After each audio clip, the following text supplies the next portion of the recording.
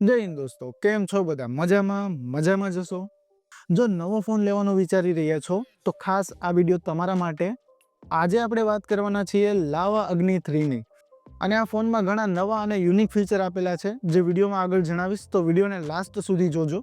અને લાસ્ટમાં એ પણ જણાવીશ કે તમારે આ ફોન લેવો જોઈએ કે ન લેવો જોઈએ.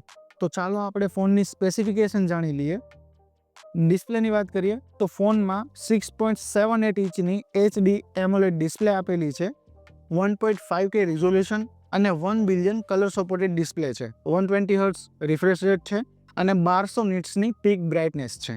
અને આ ફોનનું યુનિક ફીચર એ છે કે ફોનની પાછળ પણ તમને એક 1.74 ઇંચની એમોલેડ ડિસ્પ્લે આપેલી છે. અને આ જે પાછળની ડિસ્પ્લે છે એને તમે તમારી રીતે કસ્ટમાઇઝ કરી શકો છો.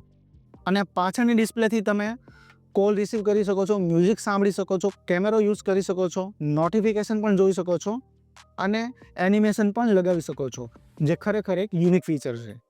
તો ઓવરઓલ વાત કરીએ તો ડિસ્પ્લેમાં એક તમને પરફેક્ટ પેકેજ મળી રહેવાનું છે. યુટ્યુબ વિડીયોઝ જોવામાં, રીલ્સ જોવામાં તમને એક સારો એક્સપિરિયન્સ મળી રહેશે.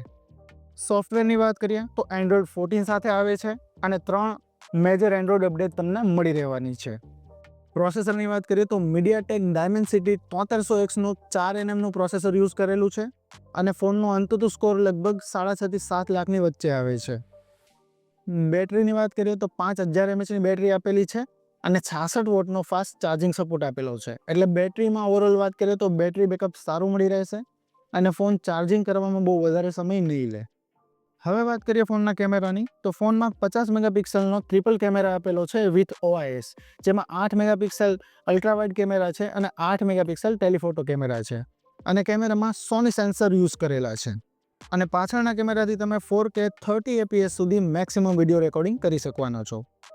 સેલ્ફી કેમેરાની વાત કરીએ તો 16 મેગાપિક્સલનો સેલ્ફી કેમેરા આપેલો છે, જેમાં 1080p 30 fps સુધી તમે મેક્સિમમ વિડીયો રેકોર્ડિંગ કરી શકવાના છો. એટલે ઓવરઓલ વાત કરીએ તો એક એવરેજ કેમેરા પરફોર્મન્સ તમને મળી રહેશે, બહુ સારું પણ નહીં અને બહુ ખરાબ પણ નહીં.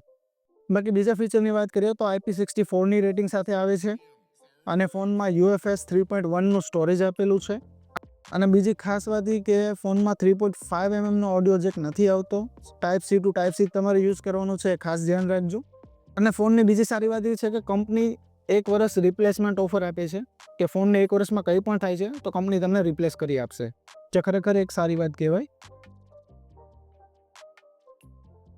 બાકી હવે વાત કરીએ ફોન તમારે લેવો જોઈએ કે ન લેવો જોઈએ. ડિસ્પ્લે સારી છે, બેટરી બેકઅપ સારું છે અને કંઈક નવા ફીચર આપેલા છે. કેમેરામાં થોડું એવરેજ પરફોર્મન્સ છે. ઓવરઓલ એક સારું પેકેજ તમને મળી રહે છે, તો તમારે ડેફિનેટલી લેવો જોઈએ. અને આવા જ વિડીયો ગુજરાતીમાં જોવા માટે આપણી ચેનલને સબસ્ક્રાઇબ કરજો. જય હિન્દ, જય ભારત.